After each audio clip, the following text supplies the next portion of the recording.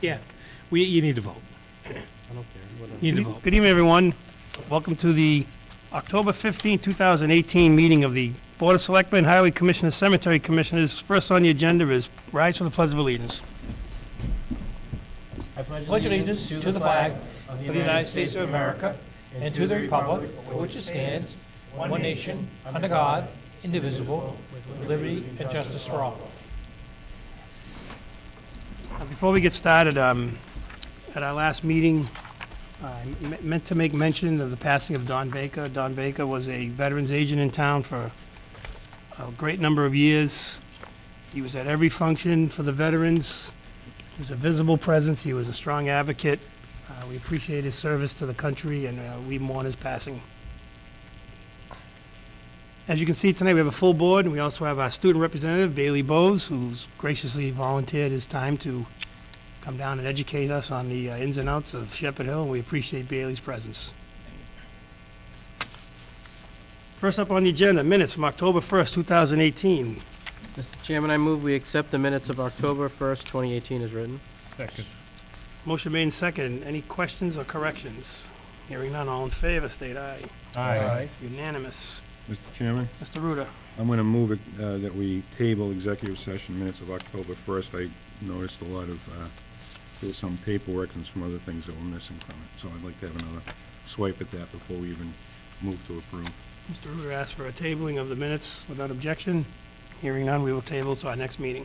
Could the motion, Mr. Joseph. in this case, so that there's no assertion that we're not being open, could the motion state why? I know you just gave the reason, but could the motion state why we're not, or why we're tabling? Well, there's payroll records and other things that were presented during that meeting, and some other statements that I asked to be put into the record that didn't quite make it into the record. Okay. So without objection, we will table that. Mr. Ruda can get his questions and concerns. Next up, we have a resignation from the planning board. I feel funny kind of reading this letter, but it's a resignation from Kevin Sullivan. I'll read it, Mr. Chairman. Mr. Ruda, thank you. I'll borrow your copy. To the esteemed members of the Town of Dudley Planning Board, I regret to inform the board that I will no longer be able to continue my duties, and as such, I am announcing my resignation from the Town of Dudley Planning Board.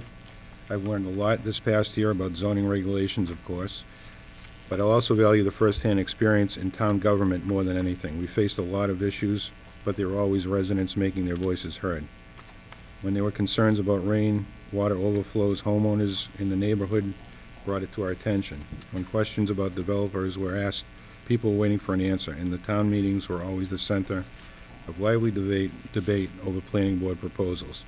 I also want to thank my fellow board members Pam Humphrey, Guy Horn, Dan Edmonston, and Greg Benoit, and our town planner, Don Johnson. It's been a great pleasure working with all of you this past year. I'm sorry to have to end my term before its completion, but I'm sure you'll fill my vacancy with someone competent and enthusiastic about the role. Best of luck to you all, and keep up the great work. Sincerely, Kevin P. Sullivan. I'll make a motion, Mr. Chairman, to accept.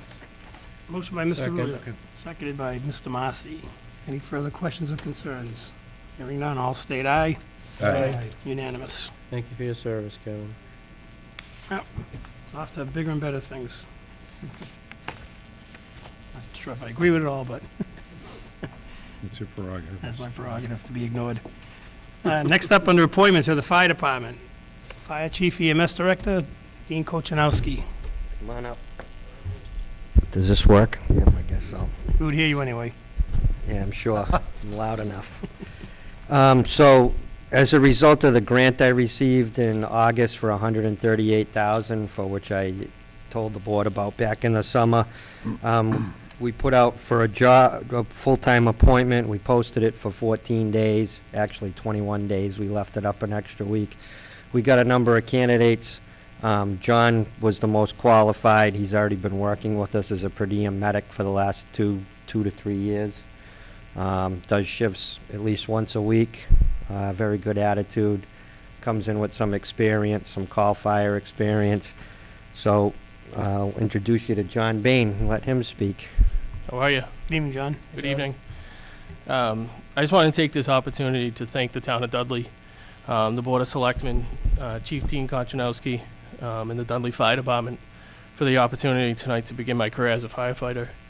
I've long dreamed of being a fireman, and the beginning just over 15 years ago when I completed my EMT and paramedic. With a few years of on-call at small-town departments, I knew full-time firefighting is what I wanted to do. I can only hope that my experience and determination will continue the integrity of the department and provide professional service to the town of Dudley and the surrounding communities. Lastly, I'd like to thank my wife, Katie, and my son, Charlie and Brady. And I cannot begin to show my appreciation and support and love. So thank you, guys. Excellent. Any questions for the candidate? You did I'm sorry. It's okay. You were in a number of on-call part-time positions? Yes, 2 of them. You seem very professional. What did you do when you weren't firefighting? Well, it started as being an EMT, and then 5 years ago I went and got my paramedic. For the last 4 years I've been working in Worcester for UMass. Okay. Thank you. Mrs. Ziganevich? I think you summed everything up there. Thank you. I have no questions. Thank you. Nor do I. Just welcome you to the department. I'm sure the chief's got you well-versed in what's going to be expected of you, and I'm sure you're ready for the challenge. Yeah, it's nice, Mr. Chairman, to have some experience come on board and be able to hit the ground running from day one, so. Look forward to You it. say you were with Worcester? Yes. Good, great. Yep. Thanks for coming forward. Yeah, thanks for wanting to come to Dudley and be part of the team. Appreciate it. Look forward to it. Thank you. Mr. Joseph? The agenda does not state the title of the position he's being appointed to, and I'm going to ask that the motion include that title, please. Chief, what would you want for the official Firefighter, paramedic. firefighter paramedic? Chair will entertain a motion this time to appoint John Bain to the fire department as a full-time firefighter paramedic. So moved. Effective October, he'll be starting October 22nd, provided you guys vote for it. starting October 22nd. Moved by Mr. Siganovich, seconded by Mr. Rudo, I believe. Yes. Any further questions? One question for the chief. What's the next step for his training, chief? He'll be enrolling in the full-time recruit program, and we'll be sending them to that. I don't have a timetable right now. I don't know how backed up they are. It could be a couple months, it could be spring, it could be summer.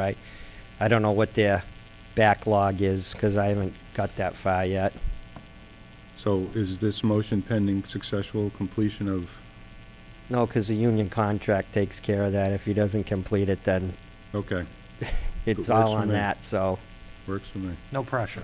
No pressure. Like I said, He'll I'm do sure the chief's fine. giving you expectations, so. He'll do fine.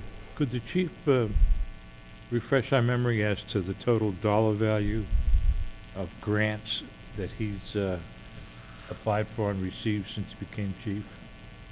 It's roughly, well, just under 1.3 million, 1.2 million and change. I don't have the figure in front of Okay, me. well, the change is not important. Thank you.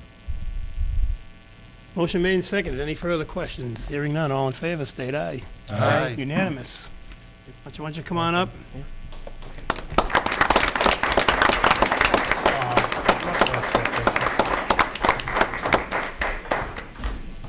Good luck. Thank you. Congratulations, Sean. Welcome. Congratulations, John. Thank you. Why don't you have your wife and your son come up and Congratulations. do a picture with the board if you want? Good board, yeah. Thank Michelle, you. can you do a picture for us? Thank you. Come on, you got your phone? I do, but mine doesn't take very good. How's that? How about have him come up with his family, take a picture? Chief's Yeah, got a yeah. phone, he can take it. Chief, can do a Dean- picture? Dean will do it. Dean will do it. I'll Chairman, I always love the support of his fellow firefighter. My phone's a paramedics. 6, it's not that good. What's yours? Come on. No, you're part No, of a it. new case. Fix the broken screen. Michelle. What? Oh, the guy, they got it. They got one. Looks like my case. Get up. I'll stand next to my son over here. Would you can't get out of there. You gonna say cheese? What are we looking at first? Thank you. Thank you, guys. Thank you, guys. Congratulations again. Congratulations. Thank you. Mr. Chairman, I love that a lot of the firefighters in town came to support Yeah. John, so. Yeah, it's good to see. Yep. Good to see him in a non-professional setting. Next on the agenda, we have a joint appointment with the planning board. Russ Giglio? Giglio? Planning board want to come forward?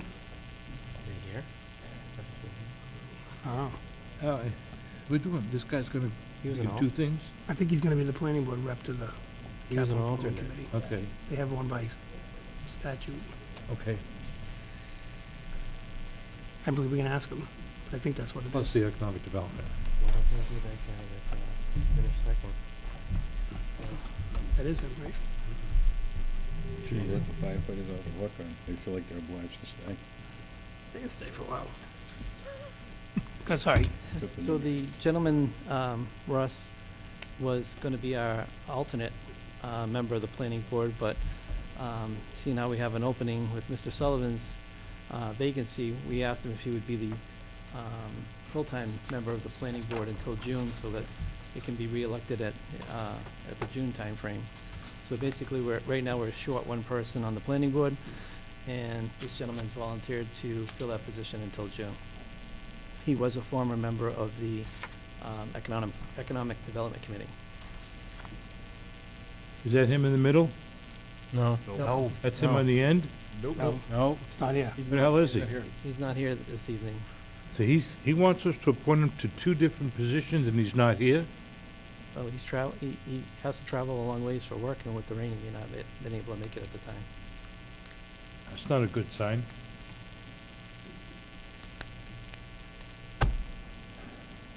Anybody else? Mr. Do we Massey? do anything with whoever, I mean, I'm sure this is fine, but Andrew, who tied you, I mean, does he get any consideration? Just thinking about how that works. Andrew Cronauer? We reached out to that. Okay, you did, okay, all right. That person, and we didn't get any response. Okay, he went through the process, that's what I was asking. And your board already took a vote, you're taking your vote tonight? We're gonna take a vote tonight with you. It's gotta be a joint, Right. board vote. And like I said, this is just until June, so we're talking, 8 months?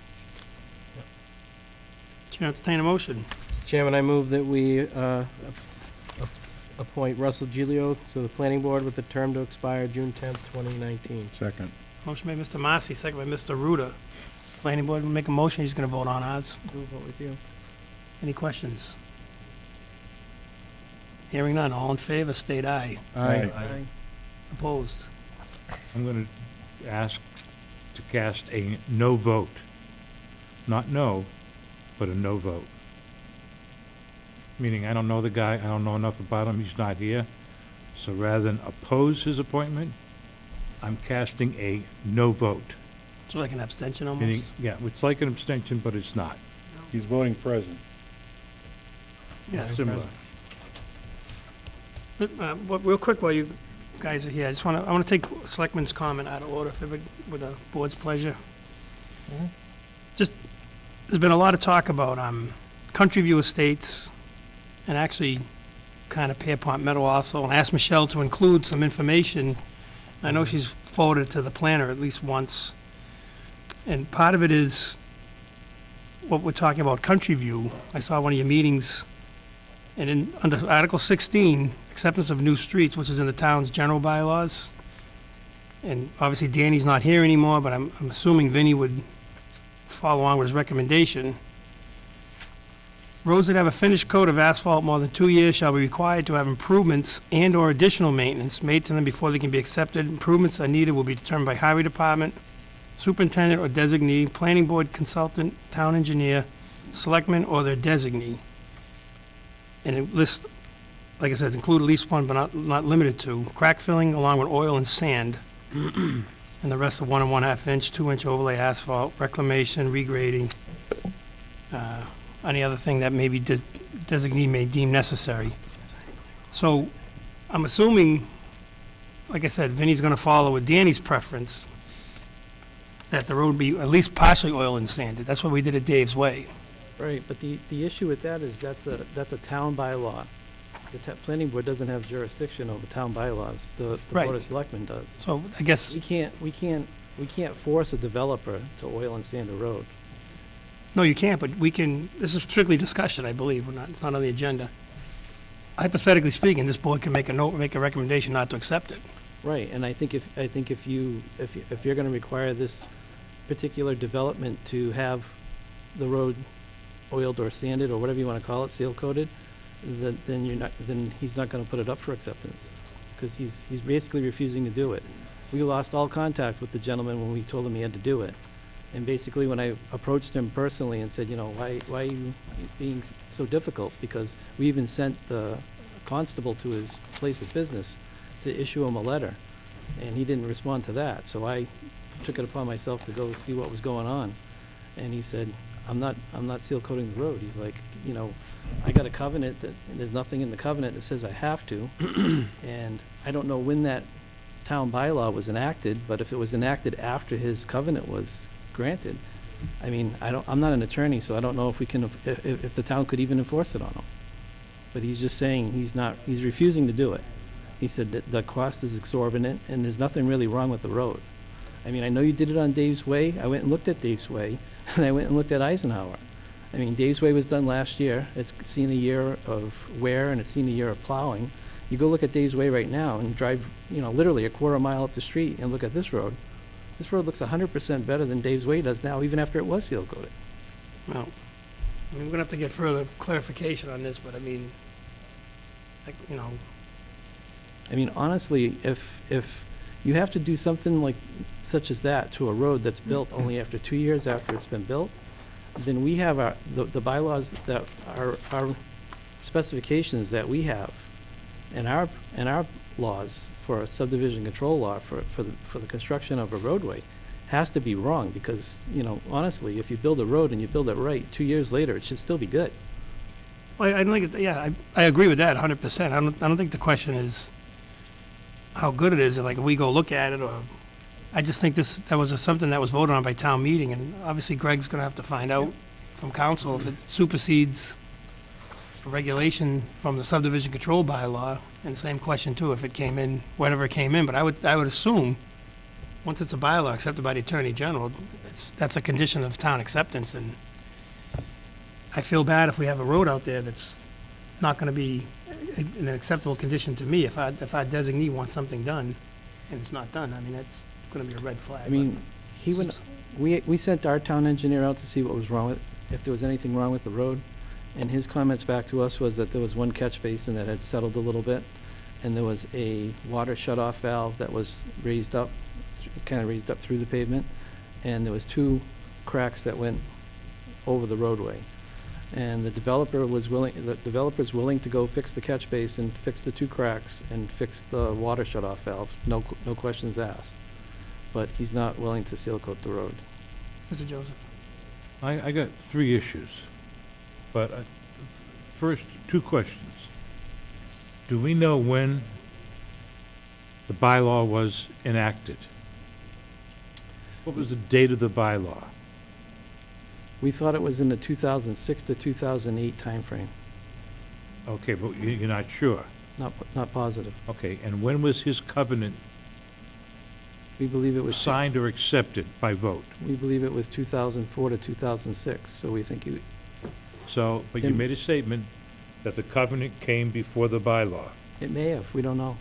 Okay, so you got a possible tail end of the covenant being 2006. You got a possible head of the bylaw being 2006, 2007. So, number 1, he either is or is not bound by the covenant. All right? by the bylaw. Number 2, if he is, did we withhold funds in escrow? What do you call that? Performance Surety. guarantee, yeah. What is it? Surety. It's like a performance guarantee. Yeah. Performance or surety. Did we hold money back, hold money aside? There is money in his account. All right. Do we have enough to do the work that Mr. Sullivan is asking about? I don't know how much it would cost to seal coat that road. Okay. The other thing that was really interesting was you said that you don't have the authority to enforce the bylaw, only the selectmen do. Right. I'm questioning whether or not that's a correct statement. Because if you don't, for example, if we have a town bylaw and conservation is required to enforce that bylaw, conservation enforces it. If we have a bylaw regarding subdivisions Street acceptance. and streets, and who else to enforce that than the planning board for new roads? Certainly, highway department is not going to. We would not normally enforce it because we are a step removed from knowledge, and that step between us and the work getting done is the planning board. So I would affirm that the planning board has the authority to enforce that and other bylaws. Greg, is that generally a true statement? It is exactly as was stated. I mean, we had the same thing with the water sewer guys that night when they said, we took an oath to the ratepayers. I said, no, you took an oath to the town of Dudley. Correct, And they're obligated to follow all the rules. correct. All right. Right, but the way I look at it is that the Highway Commission is, which is also your title you just stated at the opening of the meeting. The Highway Commissioners are the ones that are gonna accept the road. It's not the planning board. Right, but if you're telling for, We're not talking about, excuse me, we're not talking about accepting. We're not saying you have to accept the road. We're maintaining, and the town administrator has just concurred, and I will tell you there was no conversation about this with him, that you have the responsibility, not only the authority, but the responsibility for enforcing a street bylaw for any new development. You have that responsibility and the authority, not us. If it comes to accepting the road, that's when we come into the picture. but also the confusion would become when you hypothetically say to the developer, no, you don't have to worry about that. You don't have to do that. That's under the selectmen. And this gentleman's under the opinion that he doesn't have to do it because you told me he didn't have to. And now we're telling him the highway superintendent said, yeah, to make it acceptable, to make it up to standards for acceptance. But there's nothing in our bylaws that say he has to do Right, but it. there's in the town bylaws. We need to follow both. Right? Neither one supersedes the other. Correct. Unless it's expressly, I didn't realize, Mr. Chairman, I'm sorry again, it's okay. but you know I can be bellicose. No. I didn't realize that the planning board had its own bylaws. I'm assuming planning board, the bylaws, the planning board, because you said planning board bylaws, it's our bylaw, or it's not. I'm assuming all planning board bylaws are in fact town bylaws, that nobody has their own bylaws. Is that correct assumption? It wouldn't be a bylaw unless it was adopted by the town. Okay, thank you. I mean, You can have rules and regulations, but those don't take priority over bylaws, Paul. Okay. Right, I forget- Bylaws supersede any rule or regulation. Right. So I guess what I'm asking is, because of my confusion in this, I want to make sure that the planning board, and my vision was better, I would have recognized you guys were sitting there, because I see you on TV. I'm going to ask that we authorize or request that the town administrator get a cost, determine a cost with help from the highway department, highway superintendent, for what it would take to make those roads what they should be. And then to verify how much money is left as a surety from the contractor, and then we'll see where we go from there. Good with that, Greg? Mhm. Mr. Angelevich? I'm probably sticking my nose in where it don't belong. Oh, we need you to come up. Sorry. Could you please read that section, that bylaw, which you just read, back to me, please? I paraphrased out of section 16, Article 16, section 1. I didn't paraphrase, I didn't read the whole. Yep, no, about the seal coating and, Roads that have a finished coat of asphalt more than 2 years old shall be required to have improvements and/or additional maintenance made to them before they can be accepted. The improvements that are needed will be determined by the highway department, superintendent or designee, planning board, consultant, town engineer, and the selectman or their designee. Improvements will include at least one of but are not limited to, the following: crack filling along with oil and sand sealing of the entire roadway or portions as determined, 1 to 1.5 inch to 2 inch overlay of asphalt, including any necessary blending of driveways and the raising of Okay, roadway. Mr. Sullivan, stop right there. That's Just where read the I whole think the thing. confusion is. You, in this bylaw is twofold. When you put a base coat down on the road, your bylaws say if that base coat sits for more than 2 years, we, as a developer, have to go in and put a tack coat down before we install the finish coat. What that is a tack coat is basically another film of oil over what's there, because over time, the oil washes out of the pavement. So when you put your new overlay down on the road, that tack coat adheres the Makes it top coat to the base coat. That sand sealing doesn't make any sense, because a road 2 years old, you shouldn't be putting oil and sand on top of a new road after 2 years. So I think how that got written, I think it's a little confused, but I think that's how I explained it to you just now should be how it should be. Well, it doesn't, again, it doesn't say it has to be done. Like I Right. said, the previous superintendent, that's in his written report. Yeah. That's the report he generated to us at one time. So, like I said, we have an interim superintendent now that's going to have to be one of the ones that signs off on the road, so. So do we have closure that the town administrator will take over and get back to us? Yeah. Mr. Chairman. Yep, Mr. Ruda. I just want to, through the chair, Greg, what's the normal mechanism if there is a bylaw that we are responsible for in a department? How does the bylaw that we're supposed to enforce how is that brought to our attention? Normally, is there we move through, when we do construction projects, we move from department to department to department to department.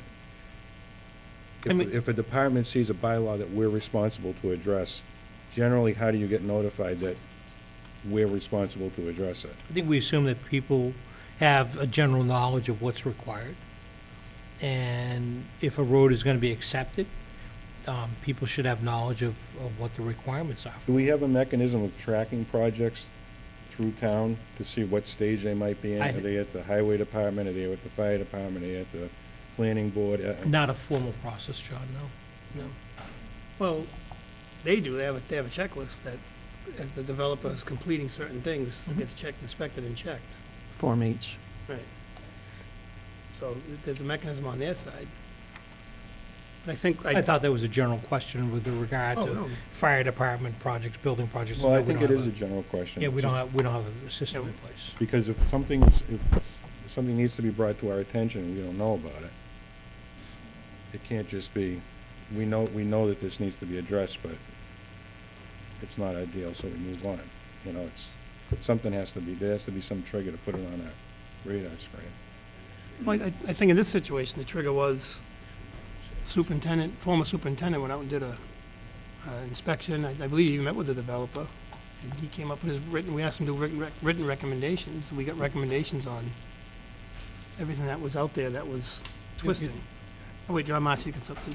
No, I think that the overall point I think Mr. Sullivan's trying to make is that we can't approve or not approve. We can't wait until after the horse has already left the barn before we get this. And that's I think over time, that's what's happening. We tend to have to clean this stuff up after, right? I mean, that's kind of what I heard. Right, yeah, and I don't want to confuse the developer with no, yes, yes, Right. no. You know, whether we say something and they say no, we say no, they say yes. Or if it's a no, right? That's another issue. Right, and I understand Mr. Angelevich has a lot more road experience than any of us will ever Right, have. Of course. And I understand that's how the process is supposed to work, but, Right. I mean, this bylaw was written and adopted for a reason. Like I said, it says not just limit to that remedy, there's other things in here that could be required. Right, so it's just to prevent people from just getting their money out of the charity and leaving, right? Because that's happened in the Right, past. but I think you gotta take each project on an Right. individual basis.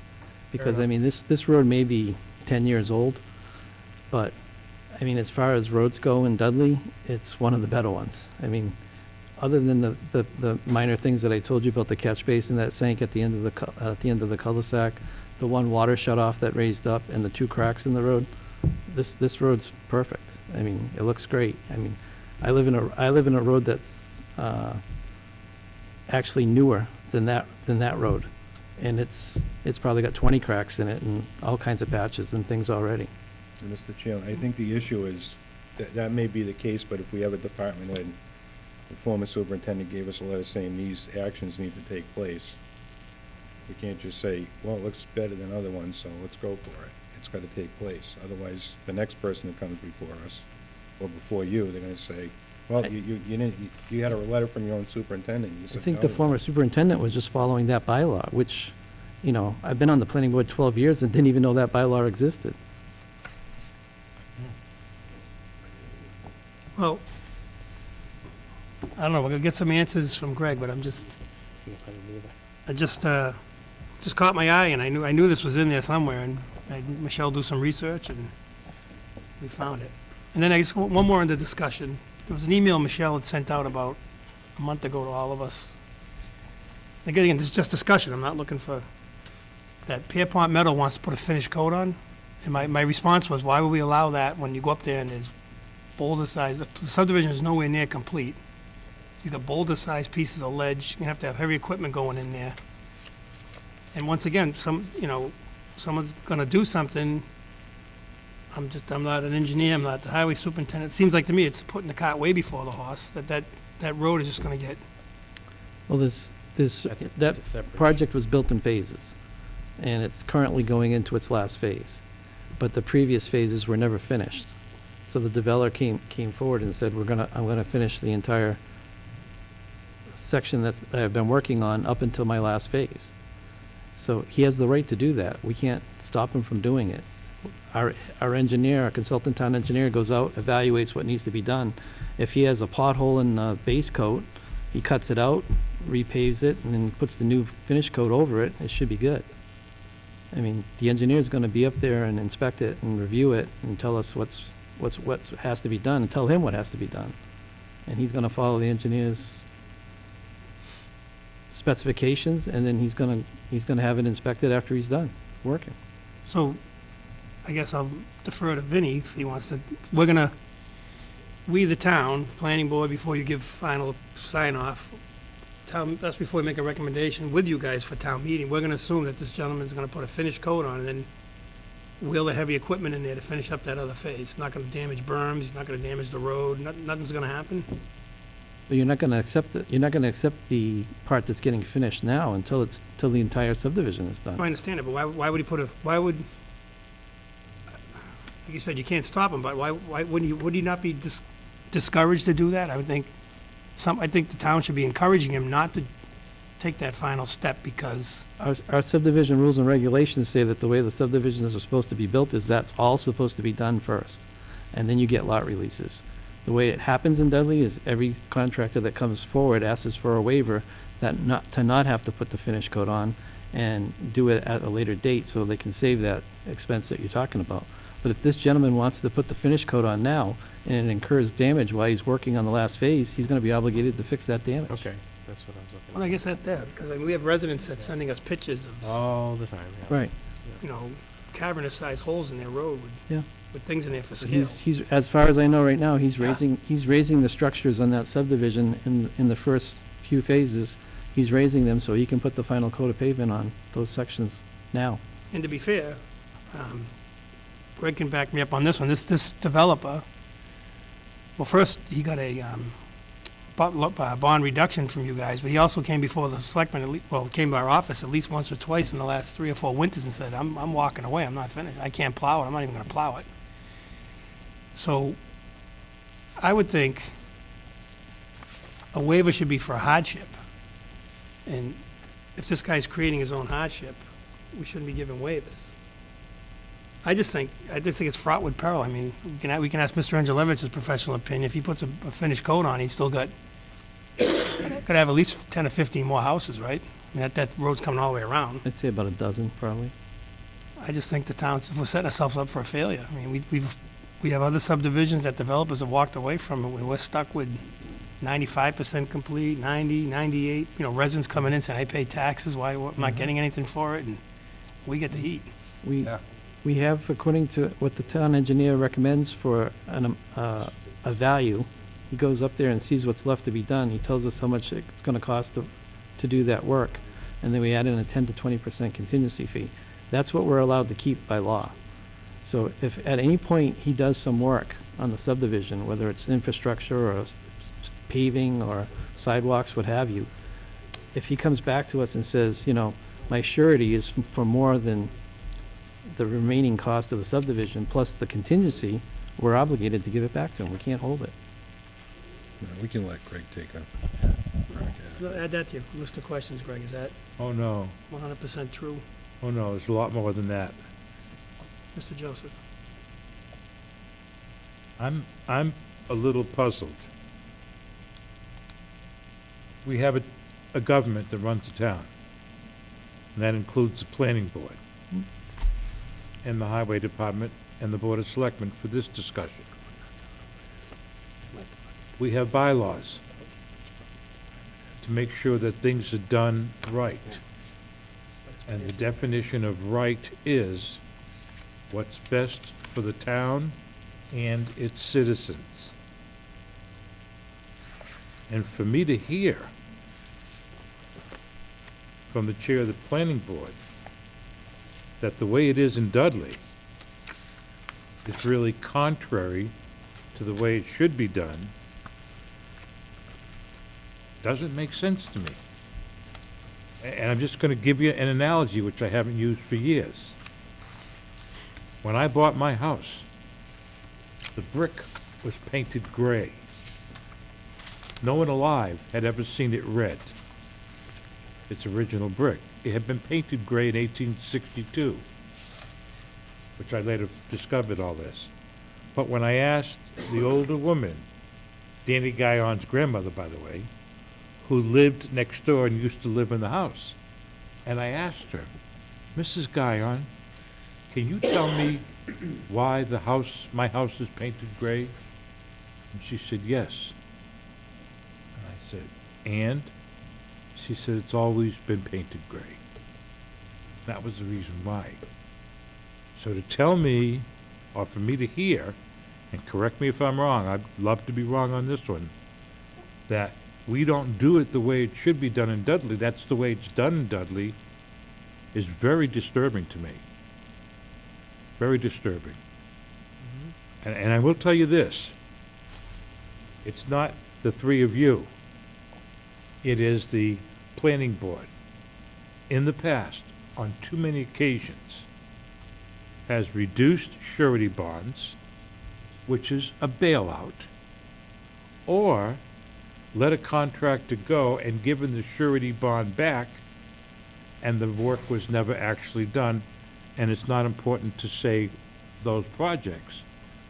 To the point where I had asked Greg if there was some way that we, Board of Selectmen, in the best interest of the town, could prohibit this board, because you can't do that for future boards or boards of selectmen. Could we prohibit the planning board from giving any reduction or returning someone's surety bond until we were sure that all the work had been done? That's how bad it got, at least in an informal discussion. So I think just knowing that empowers you to do things and know that you'll have our support if you do that. All right? That's another question, Greg, that Chairman Horn brought up. That we can ask, are we actually legally obligated to reduce a bond? Or can we say, no, we reduce it when you're done? We give it back when you're done? Do we have to? That's a legal question. Right. I can't answer that. Because I think Paul stated pretty eloquently that we've been caught holding the bag and, on other subdivisions, and, Right. they end up running out of money, and one of them recently, drainage structure, you don't have to finish that, they haven't needed it yet, so it probably will never need it, but who knows? Detention, there's a detention basin in Tobin. Yep. Somebody We brought- okay somebody to brought move that on, up. Mr. Yeah, Chairman? Mr. Chairman, After John speaks? Paul, that was well said, and that's kind of what I wanted to say when I spoke about just having to clean it up later. You guys are different, but just think about the calls that we get about this, that, and the other thing, and people want their roads. I mean, they're taxpayers. They expected certain things when they bought a house. Willingly, threw down hundreds of $1,000s to buy, a new house and a development, and, there could be things out of their control. So, just communicate, to make sure that the right thing happens.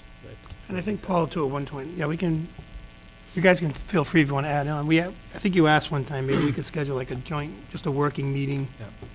Maybe we can sit We could down do a and, workshop. hash out some of these differences and, because I was watching your meeting the other night, and I wish the lady, I didn't see the whole thing because I was in the other one, but there was questions about that Jesse Road subdivision, and some waivers were granted. For example, it took out the island at the request of the fire chief, but there was a letter from the police chief asking for a sidewalk, and the answer was, well, no, because then they're gonna disturb wetlands and this and that, but that shouldn't be your concern. That should be the developer's concern to make, because a person asked me, I wish they said on camera, how come one chief's recommendation was accepted and another chief's wasn't? That's what the people look at, and they say, who they working for? That's the developer. Right, but I mean, legally, we're not, the work that some of the work that they're volunteering on that new subdivision is outside of the purview of the subdivision. So Jesse Road is an existing road. Them widening it in one portion and adding a sidewalk is totally on them. That's not something we could ask them to do legally or require them to do. No, but you didn't have to give them the waivers they requested either. You could have said no to the length, no to the island. You could have made them access off Alton Drive where they put stuff in the wetlands anyway. Which, if they had done the access off Alton Drive, they wouldn't have had to have they could have put more houses in. I thought there was a problem on the left too. They got a waiver from conservation to reduce the, They could have put more, they could have had easily 20 houses if they did it not the way the current layout is. but they also got a waiver from conservation that reduced the 100-foot to 50, right? It's not 60 on the left side. If they didn't get that, they couldn't have probably built on that side. I don't know what they have for conservation, but if they had gone with the 12-degree slope road coming off of Alton Drive to go down and make it basically a D-shaped road with a small cul-de-sac at the end, they would have gotten more houses. But it would have been an unsafe road according to the consultant town engineer because it's such a steep slope. So they would, by lengthening the road, they got less loss than they would have if they had to bring a road in from Alton Drive? No, the road would have been longer because they wouldn't, that cul-de-sac would have started off the D-shaped road. Then they could have went another 600 feet Into the back of the property? into the back of the property, yeah. But then they would have no access from Jesse? It would have had, you could have went down Alton Drive onto this new street and then out to Jesse. When you went down the Alton Drive, it would have been a T. You could have went to the left to go to Jesse. You could have took a right and went down a cul-de-sac. I have a question. How many houses would they have been able to build if you did not grant any waivers? If you said, these are the rules, this is it? My guess would have been 20, 20. And Yep. how many are they building now? 18.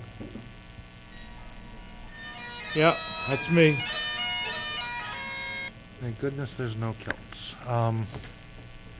Sorry. 20. And I'm sorry, how many are they building now? 18. 18. So they got waivers to build 2 less houses.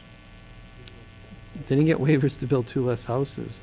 Well, it's 20 if they didn't get any waivers, but it's 18 without waivers. With waivers. With waivers. With waivers. With waivers. Right. But the 12% grade road probably would have cost them more money, so they were willing to pass on the 12% grade road and take 2 lesser house lots and have a more safe situation for the people who live there. It doesn't make sense. but- No, it doesn't. Mr. Joseph? I would hope that the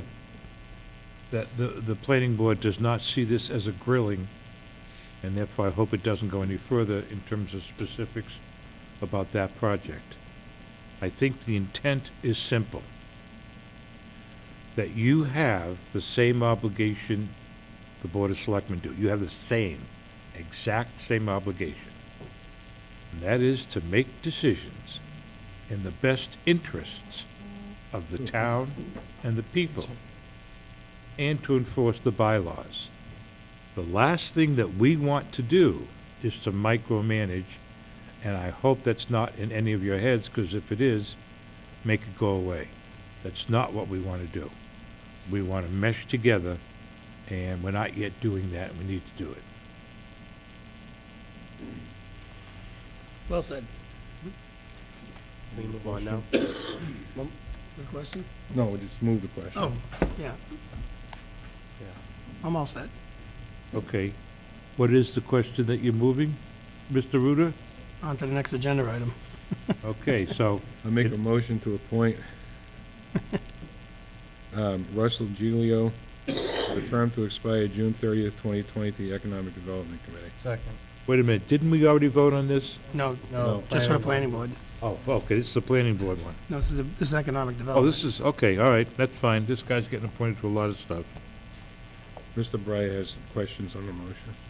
Well, it hasn't been hold on, hasn't Yeah. been seconded yet. You have to come up, John. You can't yell from the back, you know that. Second by Mr. Marcy. It's all yours. So, guy, is he taking your seat as a planning board rep, or is he as an at-large citizen? On, No, he's gonna be a planning board member until June. no, on economic development. He's just going on as an at-large citizen? I don't know if, maybe you could shed some light on it. Russ is already on the Economic Development Committee. He actually appeared before the board here probably 6, 7 months ago. So is He this was a appointed as- reappointment, John? Well, no, what happened was, he was an alternate. Barbara Zarowski resigned. He was supposed to be appointed with the rest, with the reappointments like 2 months ago, and he fell off the agenda somehow. It was just a 'Cause it was- reappointment. Because we weren't sure, like, we were trying to figure out who was a planning board appointment and who was a Board of Selectmen appointment. So over the weekend, what occurred, because originally Mark was going to be appointed tonight as an alternate by the Board of Selectmen to the Economic Development, but over the weekend, Ellen LaPrice handed in her resignation as a full-time member. So that's why, when the planning board leaves here, they're going to be voting Mark as their appointment to be a full EDC member. So Russ is going to be an at-large citizen. Well, Russ right now is an alternate. What we'd like to do so Mark is taking Ellen's position from the appointment from the planning board. And Russ was supposed to have been appointed last month or 2 months ago to replace Barbara, because Barbara is now an alternate. So we need Russ to be approved as a full member of the Economic Development Committee. And then we'd like to have Ellen appointed as the alternate now by your committee. So the motion's all right? Yeah. So did you answer the question? Is he going to be an at-large citizen, or is he technically, he's a not a designee from the planning board? This is just a selectman? No, he's an at-large citizen, but he's going to be the Board of Selectmen appointment to the Economic I Development didn't Committee. realize we had such a situation of musical chairs going on. It's a dynamic board. Wow. Holy smokes. You try working with John. No, I'm just kidding. Actually, under my comments, I will tell you about some work John and I did. He knows him.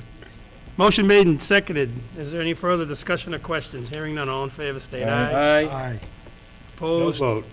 And a no vote.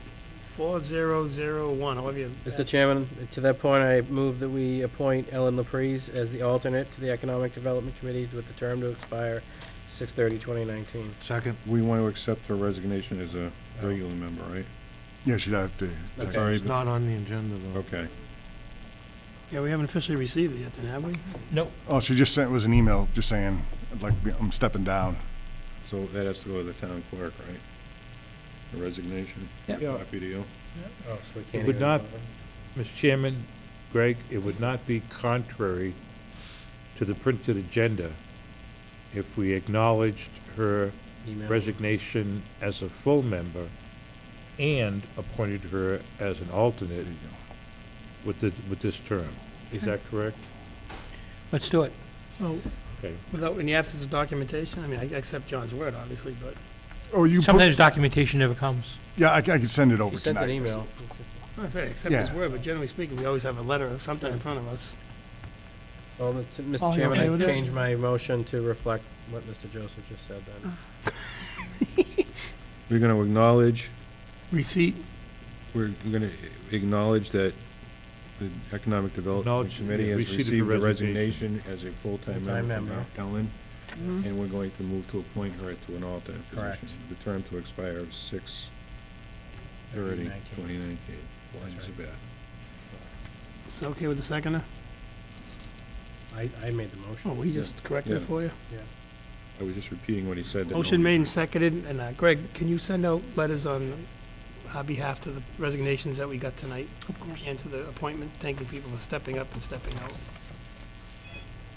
Any further questions? Hearing none, all in favor, state aye. Aye. Unanimous. Thanks, John. Thank you, John. Public comments, citizens' comments, informational. Anybody wishing to be heard that's not on the agenda, please step forward. Mr. Breyer. Sorry, I see, just, speaking of musical chairs. just some follow-up items from the joint meeting that was held with the FAA about some of the warrant articles. Mike had asked about, does the right to farm bylaw conflict, or how does that take in order of precedence with the new proposed zoning bylaws for marijuana? And very clearly, the right to farm bylaw has the precedence in there that says federal, state overrule, and it very clearly states that the right to farm bylaw does not grant any rights or any additional rights or privileges that the town is not willing to give them. So we're going to be absolutely fine with the marijuana bylaw passing, that that the right to farm bylaw is subservient to the new marijuana bylaws. So we're going to be rock solid on that. I think a lot of people at home That's are breathing a sigh of relief on that one. Yeah. The other thing that had come up, I was just listening to your conversation with the planning board. You have to realize that the planning board takes a lot of its direction and things that they need to do by the state, Department of Housing and Community Development. Issues a set of regulations and bylaws, and the planning board basically has to enforce a lot of it. A lot of times they do conflict with the town bylaws, but in the order of precedence, the state controls. The state gets into a lot of different places that they shouldn't be. But tying in the economic development plan, one of the things that we tried, that we really want the Board of Selectmen to have a good conversation on, is that whole philosophy of government, right? You keep adding more rules, more regulations, because what ends up happening is they start conflicting with each other. And you had, here's an example where you have a bylaw that was basically trying to determine what a street acceptance is going to be in the fashion that it shouldn't have been. It shouldn't have been a bylaw. It should have been a change to the subdivision rules and regulations that are actually done by the state. And there's a process to amend the rules and regulations, but that's really where it needed to be, not as a town bylaw. It was approved by the Attorney General, so I'm going to go out on a Well, limb and say, Well, then maybe it's time, I'm not going to get political with our Attorney General. I'm not either, I'm just saying. I'm just saying. So, but that's the problem is, you know, one of the things we talked about in the economic development plan is, if we keep passing these rules and regulations, they will be 10,000 pages long, and nobody's going to understand what's going on and what conflicts with what. And even talking about that nuisance bylaw that's on the warrant, I mean, how that can be used as a weapon. I found a couple of places where it already contradicts other sections that deal with nuisances and abandoned cars and things like that in our bylaws already. So I would really recommend that the town pass the bylaws that need to be passed for a matter of public safety and whatever it might be. But you really need to have that discussion of what is the philosophy of government going to be, because eventually we're all going to need lawyers to figure out what's going on. And the other thing that the Economic Development Committee really recommended was a top to bottom review of every regulation on the books today. Is it necessary? Is it conflicting with something else? Have public hearings, clean them up, look at your budgets. I mean, do a full audit of everything. Because this is just one example. You want to stop, for instance, you want to stop a lot of these issues with roads? Well, then the town should pass a bylaw that says we will never, ever accept a private road again. And have that made part of the subdivision control regs. Because the problem is, the planning board is told by the state, you have to release this, you got to do this, you got to do this. And what the contractor says, or the developer, is, well, I'm not going to hand it over to the town, I'm going to keep it as a private road. So it doesn't matter what I do, it's going to be a private road. If you eliminate that option, knowing when they enter that agreement that they're going to build a subdivision that it is going to be a public road, then you can hold them accountable.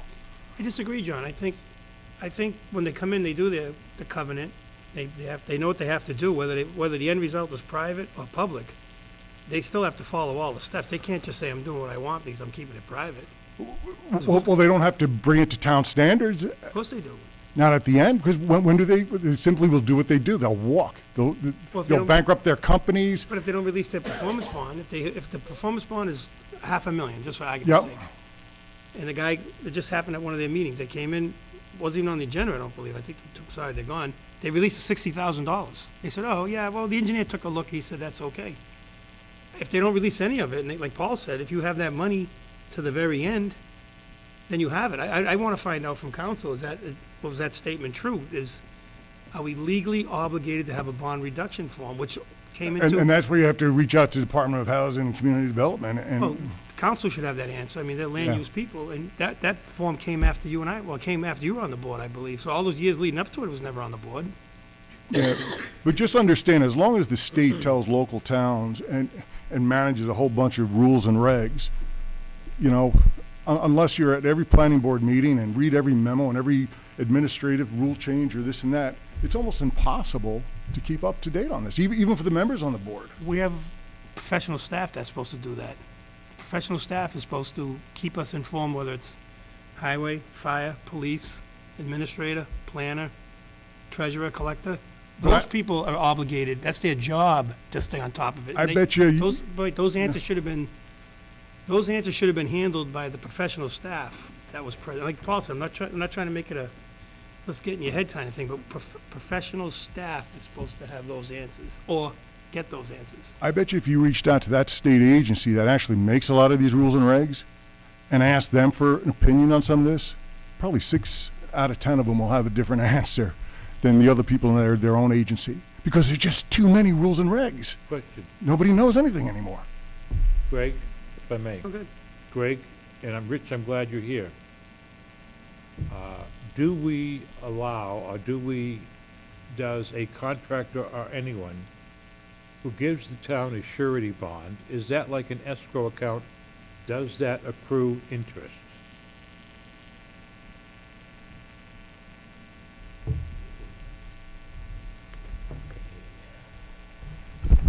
Good evening. The way I understand a surety agreement, it would be a guarantee from a financial institution that the job is going to be done. The builder represents X amount of credit and they will back him or her or whatever the entity is. I have a whole slate of escrow accounts where they're dollars and they're earning interest, and the planning board brings in $5,000 for this or releases $3,000 for that, and we keep the account current monthly. So But that's not the surety bond, Rich, right? the surety bond It's is another institution. like me being bonded.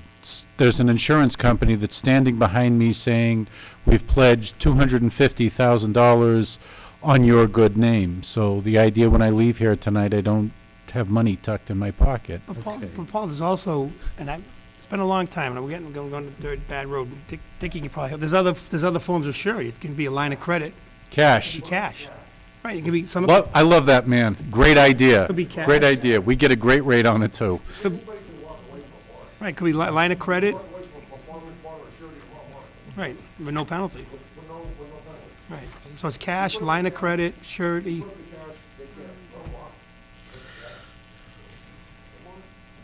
Some things to think about. Some things to think about. And if I could comment, thank you very much, Rich. If I can comment on what John said without getting too deeply into it. Codifying, first of all, the town has flourished and existed as long as it has because of two things: rules and common sense. It will continue to flourish only if those two things remain. So there are some common sense issues that should not be codified, and yet there are rules and regulations, gentlemen, that need to be codified and cross-checked. And I don't know who would do something like that.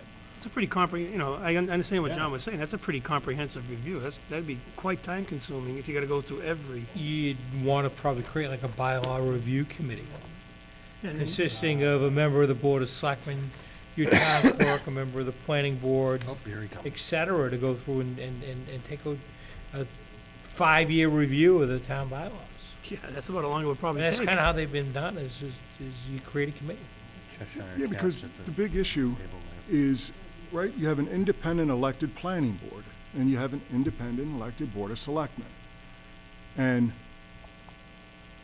the planning board sees their universe, and the board of selectmen see theirs. And there's that disparate, or there's that lack of communication, there's the silo effect that occurs when, you have different boards and different committees doing their own thing. The planning board is a regulatory authority. So they have that, and, when you see their minutes, do you really read their minutes? Do we see if what they passed here conflicts with their bylaws? And so, We don't get their minutes. yeah, but you We've see what I'm asked, saying? we've It's- asked every board to provide. You're not mind readers, and so it's just natural that over time, you're gonna get that. But Paul, I absolutely agree. There are certain places where you need crystal clear rules and regulations. The planning board is one of those with those developments. But you can't have a set of subdivision or construction bylaws as town bylaws when they really should be in the planning board's rules and regs. Yeah, but That was the street- proper but- place for But those. street acceptance falls under the general bylaws of the town. Well, street acceptance gives you the process, right? That's why that was added. But what actually determines what's required is the subdivision rules and regs. And that's mandated by the state. You gotta be crystal clear there in those rules and regs, what constitutes a street, Because what you can't do is have a developer thinking that this is the goalpost, and then when it comes time at town meeting, all of a sudden find out the goalpost is actually here because there's another set of rules and regs. I don't know how you improve the communication between boards. It's a There's simple. a lot of ways, Right. but let's get into that at another time. But you bring up, as always, good things, just huge things. But the simple answer, John, would be, the developer is obligated to know, they're obligated to know our rules and regs through either themselves or their engineer. No. But then again, it falls back on the professional staff of the town, the person that's getting paid a salary, to say to a developer, for example, don't forget, under street acceptance, that base coat, that finished coat can't be more than 2 years old. That's under the street acceptance portion of your obligation. And that developer can say, and Dickie just brought it, I don't care. I have all my money back, I'm leaving anyway. And then, Well, and that's who's the stuck? big issue. The 5 people here, a little bit, planning board gets a little bit of grief. The developer goes back to his town, which, if he's in Dudley sometimes, or he goes to his town, and then we're stuck with the people, why, I can't get plowed, we had 120 inches of snow, I can't get sand, I can't get, Don't ever don't ever allow a private road in Dudley again. I believe And it it, solves the issue. I thought we looked at that when you and I were on the board together, and we were told that you have to have a sunset provision. You can't have an indeterminate length of non-acceptance. You can moratorium streets, I don't think you can do it in perpetuity. I'm not sure. They have to turn them over to the town. Well, no, they have to they have to build them to an acceptable standard. Yeah. But there's no guarantee, nor is there a mechanism to force them to accept it, nor force the town to accept it.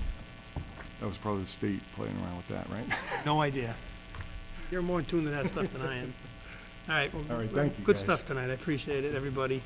Appreciate the planning board for bringing forward a candidate to fill their board up. Mr. Carmignani. Ironically, the bylaws and a review committee, the Mass Collectors Treasurers Association Executive Board just did theirs.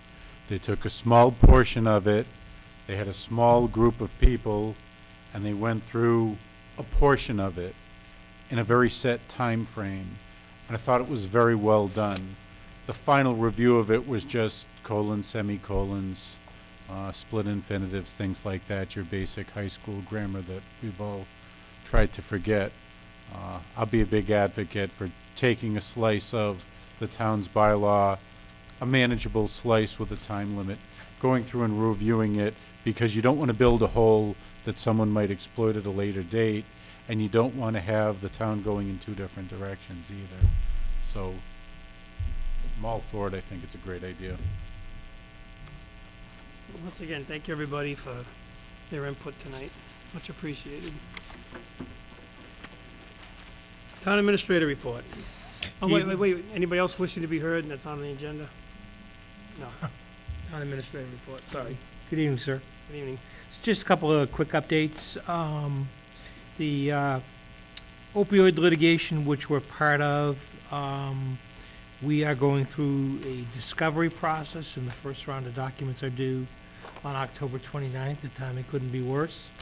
But nevertheless, we'll give the attorneys what they need to document our case, and we'll, hopefully this litigation moves quickly and it gets resolved in the town's favor. Second thing is the management study of the water, sewer, and highway departments. The consultants are going to be coming out tomorrow, and I'm hoping that they'll have an opportunity to sit down and talk with various town officials, so that project is moving along as we had planned and as we had scheduled, and there's been no problems with the consultant coming out and putting time in. That's it. Thank you. Any questions for the Town Administrator? What's the timeline on the review, Ray? It's supposed to be done by the end of the month, the end of November. Great. Wow. Mr. Joseph? That was your question? Mr. Sigenovich? Nope, I don't have a question. Mr. Marcy? He's all set. He's fixing his tie. Yeah, fixing his tie. Well, that's a good one. Around town, focusing on local business, nobody tonight. But Mr. Joseph? we have contacted Victor Calgren, who used to own, I believe it was Pleasant View Farm on Ramshorn Road, which is now Farmer Tim's, and asked him to come in on the 29th. And he owns, even though he sold that, he owns about 100 acres from Airport Road out to Shepherd Hill and the golf course. And right now, he's got 23 cows and calves. So I asked him to come in to tell us what he does, because little by little, he's resurrecting what he lost when the town decided to prohibit the sale of raw milk in town. And then he sold the property, then the town reversed itself later on and said, no, you can sell raw milk, but he had already sold off his herd. Paul, So he's coming in on the 29th. maybe we should hold off, because that's the date of town meeting. Oh, I'm sorry. So maybe the week Yeah, after? yeah, you're right, you're right. The meeting after. The meeting that. after that. Michelle corrected me on that earlier. License and permits, we have none. Public hearing, we have none. Public business, Steve Rogerson, Veterans Agent. I'm going to ask Mr. Chairman, and Steve, where's Steve? I'm going to ask, I've digested this from the first time he gave us this. I'm going to ask that if you have not digested it, that we not waste his time and table it to the next meeting when he can, which would be that meeting after the town meeting, when he can have a discussion with us and not a presentation. I'd be okay with that. Howdy.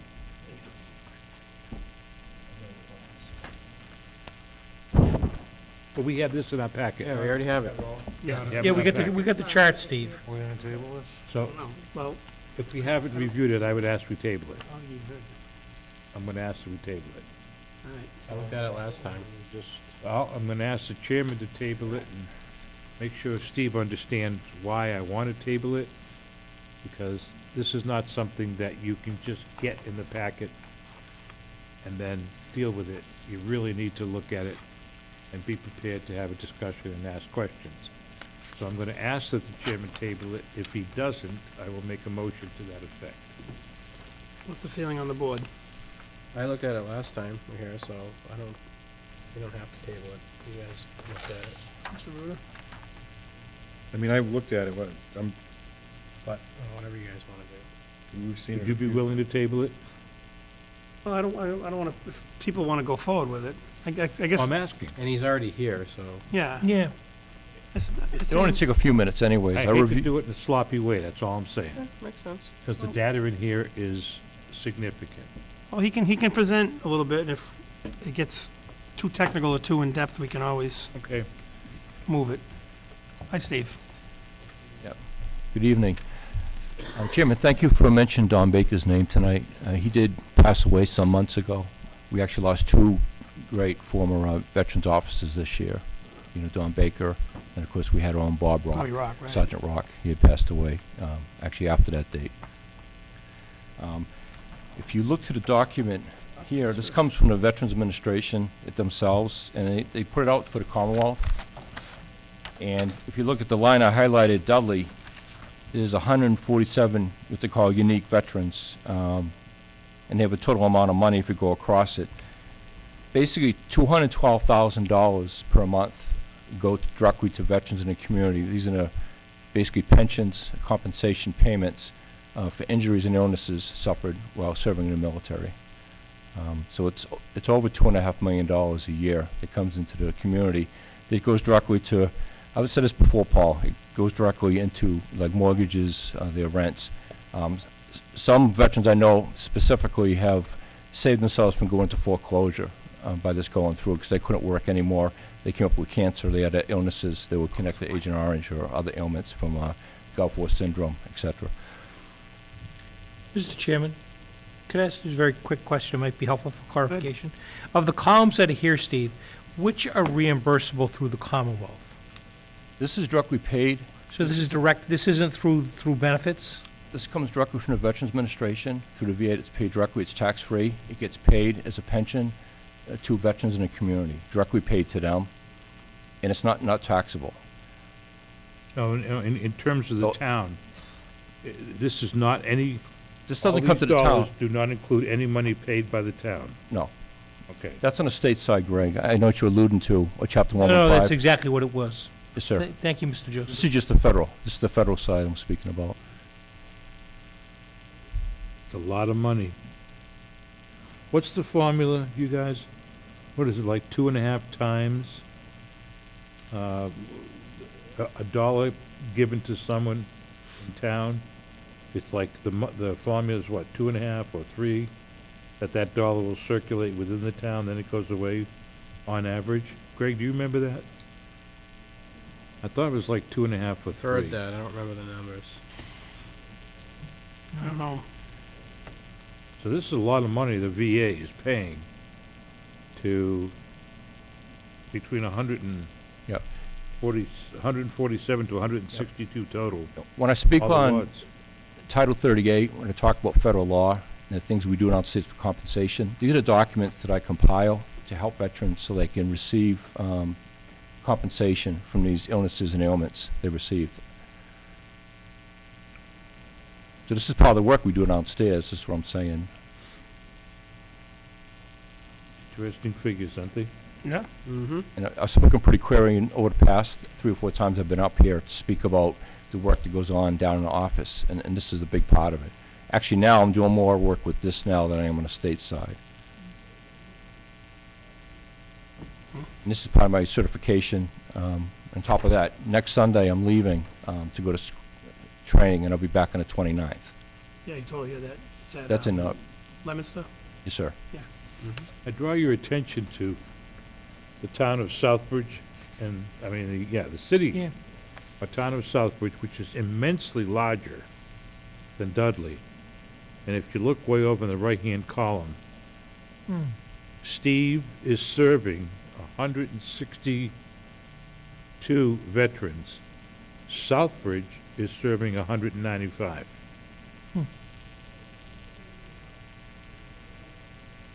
Yeah, it's a big number.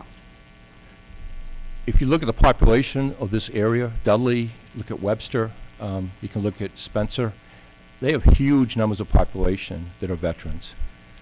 Some of the towns, like you look at Auburn, which is a big city, they have a lot of business. The population is a lot higher than Dudley. They have half the veterans handled that I handle, half. So I speak to their VSO quite often, and the numbers he throws at me is half with Dudley. Yet, There's a lot more information behind this data that down the road we ought to know. Absolutely. So Webster has 104 more veterans than Dudley does. So they have full-time. We have 162, they have 266 Yep. on average. Yep. You know, so that's within the ballpark.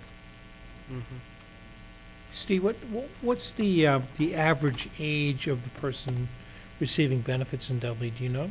I do not, no, sir. Because I'm wondering if our demographics are older, for the reasons that you stated. There's more veterans per capita in a Dudley, and in Spencer versus Princeton, for a lack of a better word. Can you get that data? Can you get that for us? I could That would be crunch some numbers to interesting. try to put that together. I could. Most of the veterans I'm handling at this point are Vietnam era or Vietnam veterans, So especially connected to Agent Orange. mid-60s to mid-70s? Yeah, I'd say 68 to up 70s, yes. Okay. Some of them in the 80s, depending, they were lifetime service members. And not in my unit. No.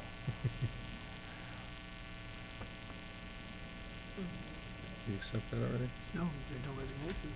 Wait, one. I just thought this information is beneficial to the board to understand the type of work we're going down there and type of revenue we're bringing into the I town. think it's very helpful. Well, I want to say for the record, it's good to see you Yeah, we just, here.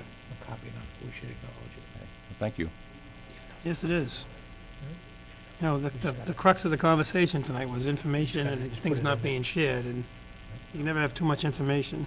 Certainly appreciate it. And as I said in the last meeting, and I pointed to Greg, that like the Chapter 115, we were paying out monthly $19,000 a month in benefits. These are state benefits under Chapter 115, where the town is reimbursed 75, and some things 100%.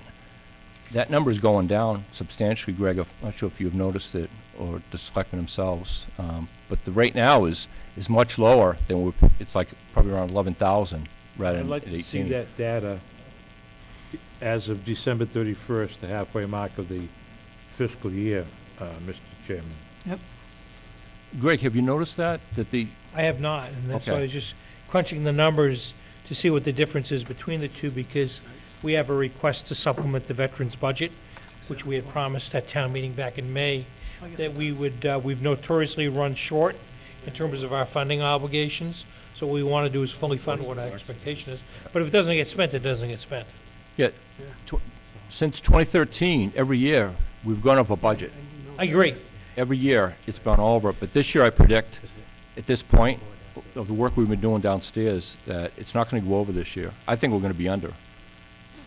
I mean, by a substantial amount. If we're going, I just picked up another case, but it's basically just medical only, which is 100% reimbursable, so there's really no cost to I the would town. remind We the have to board- go back and take another look at that then, and that's a really good point. I appreciate you bringing it up Exactly today. what I was going to recommend, yep.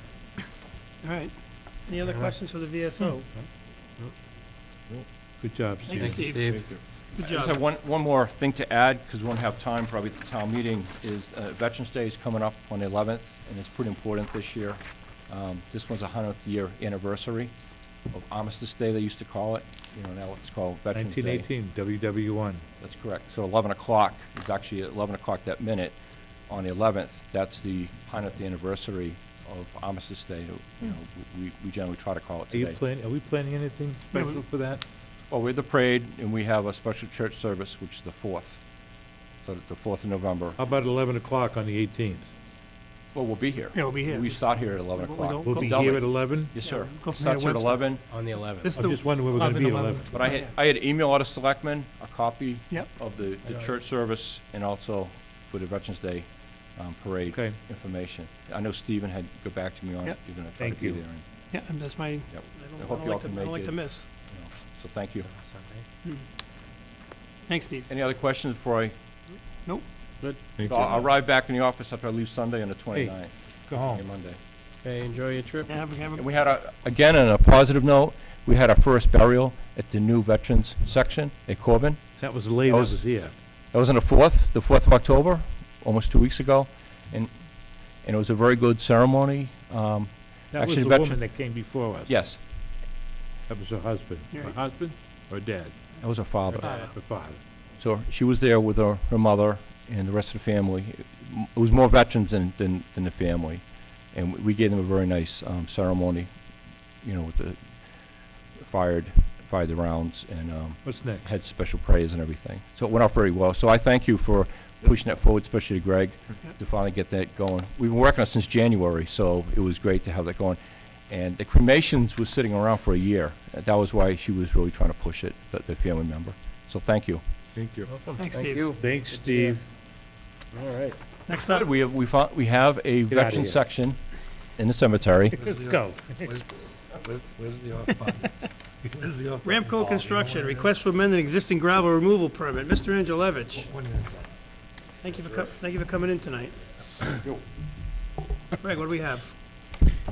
You have in your packet a letter from Mr. Andrelevich seeking an amendment to ability to import soil to his property located off of Fish Road. This is an amendment to a permit issued by the board in December of 2012. And the board had considered this at its last meeting, and since it wasn't on the agenda, you indicated your positive intention regarding it. There's also a map that has been included. It shows the location of the existing pit as of the date of 2012. Mr. Andrelevich is quite a ways off the road, Yes, over a mile. and the access is via Fish Road, Yes. where there is a gate. And I have not had any complaints about that gate in the time that I've been here. What's the significance of this request, Greg? Well, Hey, you're the permit granting authority, so the significance of it is if Mr. Andrelevich seeks to modify it by bringing in reclaimed materials, he needs to get your approval, and that's the purpose of the meeting today. all right. So Richard, is this to restore the pit? Restore the existing pit that was there, yes. Is this similar One to? part of it. Similar to what? Because it's ongoing, the pit is active. Right. You know, so this is to restore basically one side of it right now, which the intention is to restore the whole thing But you work on the other as side. we're taking stuff out. Right. But the other section's never been restored, it's been open since late 1800s. Well, why change You now? know, So so the one question I have, Mr. Chairman, is Joseph. simply, are you gonna follow the same guidelines for the soil you're bringing in we have to, as you had to go through for, we have no choice. okay, okay. So same idea, you can have somebody up there with the trucks. Not up and- to us, that's up to DEP, that is, we have to follow their regulations. Right, so when people say, what's going on, we tell them it's all regulated and It's absolutely correct. correct. So Greg, Mr. Chairman, what do you want for motion? Greg, what do we just need to grant a request to amend? Yeah, so this is similar to the request that you had up on the Oxford Avenue site. Yep. And it needs to be a motion by the board to amend the permit to allow the importation of soils for the property located off of Fish Road. At this point, the property is an existing gravel removal operation, so that's the only motion that you would need. We would provide him with a letter, and I think the last time we did it, it was important that we had a vote of the board because people came back looking to see if the selectmen had approved it, and you had, and there was no issue. So moved. Question? Motion and a Second. second. Well, yeah, hold on a second on the Yeah, motion, discussion. please. Is his name currently on the permit? Oh, the amendment, I think the amendment is gonna put, part of the Okay, amendment because is I didn't hear that. installation of my name on that. So if the mover and the seconder Oh, approve they don't see that here, okay. to add in that the amendment is to add Mr. Andrelevich's name to the permit, as well as what Greg suggested, then okay. That's a good point, Rick. Your name or the Or corporate Ramco, name? what do you want? Ramco Constructions. Ramco Construction Company, Inc. So do we, Oh, yeah. so do we need to reissue a permit and with the new name? We would need to issue not necessarily a new, Joint venture between the owner and myself. No, it's just an amendment to the existing permit. But to put his name on a permit? we Yeah, have I to- don't want a separate permit, me personally. because the original permit name was Piapi. Correct. It's gonna That's be the PRP plan and that was on Ramco. here, was Piapi. So that's my question. Do we need to reissue a new permit with the corrected name? what we would do is, rather than issuing a new permit, we would simply issue an amendment to the permit that would have the vote that you would have taken with the new name on it. So that'll be filed with the existing permit? So could we have a summarization of the motion again, in Joe? simple terms, to amend? So to amend the earth removal permit issued December 18th, 2012, to include the name Ramco Construction Company Incorporated, and then secondly, to allow the importation of soils at the property located off of Fish Road, property identified as Book 12811, page 136 AM 229-158. And I Could believe that ask covers everything. one more thing, Mr. Chairman? Yep. That the importation of soils that we add to the motion, that it say, Dick, that it says in accordance with DEP standards. You can? I would like to add Sorry? that, please. Good stuff. Yeah, it should. I mean, it's kind of understood, but When that's lead. And Mr. Androlevich, I know you were kind enough on the other site to provide us with a copy of that DEP they're okay with this. order. If you could provide us with that also, that's helpful for us to have a copy of it when people okay. come in and make some type of allegation, we can show them that it's loose Well, we need documentation. this is first, then that is second. That'd be great. That'd be great. And you were kind enough to provide it for the last permit. It was very helpful to have, Sure is. as people came by. So all those amendments re-spoken are approved by the motion and the seconder. Right. Yes. Any further questions or comments? Definitely not. Definitely hearing none. All Call to two. a vote. All in favor, state aye. Aye. Unanimous. you. Thank you, Richard. Thank you for your help. What's that? Greg, next up, amend cemetery fees and allocation discussion.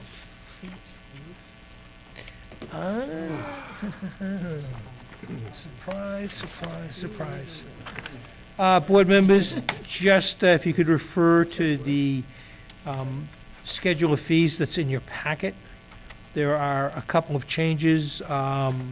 The bronze marker needs to be acknowledged along with the fees appropriate to the veteran section. If you could just consider those and approve those, we'll get those institutionalized and put them into the regulations. Chair will entertain a motion to accept as presented the cemetery fees and allocation dated November 5th, 2012, amended October 15, 2018.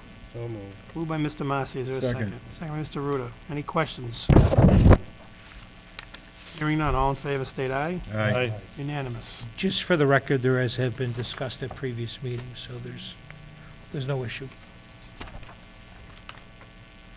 Late request items for agenda, Mr. Joseph. Yeah, I just think that we ought to have a policy. I know what we did at our last meeting was appropriate for the 3 late requests that we had.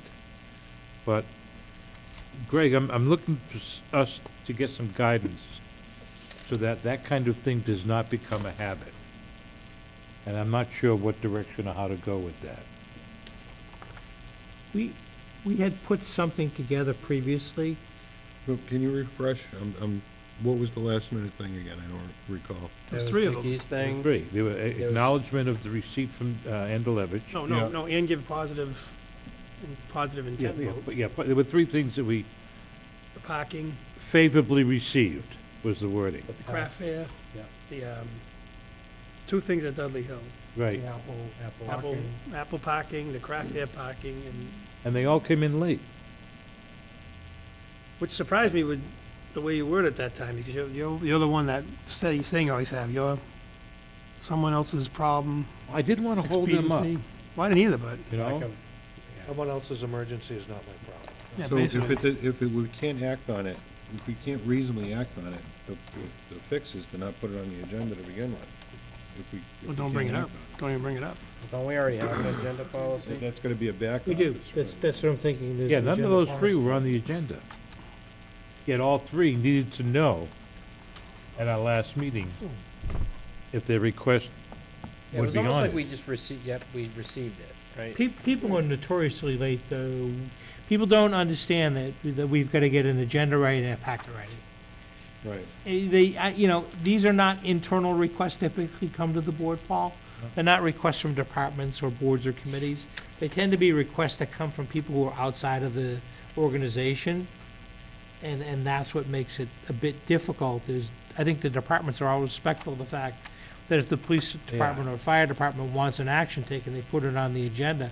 It's these outside groups that don't have any understanding and think they can call up at 3 o'clock on a Monday and get something put on the agenda. See, I'm torn between not punishing somebody, but not letting folks take advantage of us.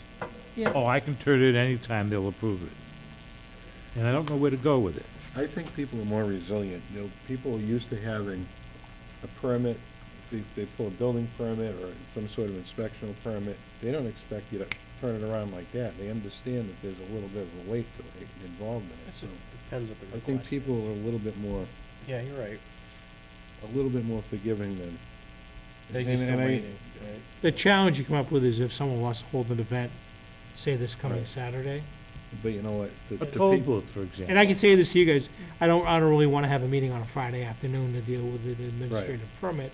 And that's the alternative that you're up against, is if someone really needs a permit, then we're going to be posting all types of meetings, and I don't think that that's necessarily a solution either. What do you I've seen recommend? sometimes do that.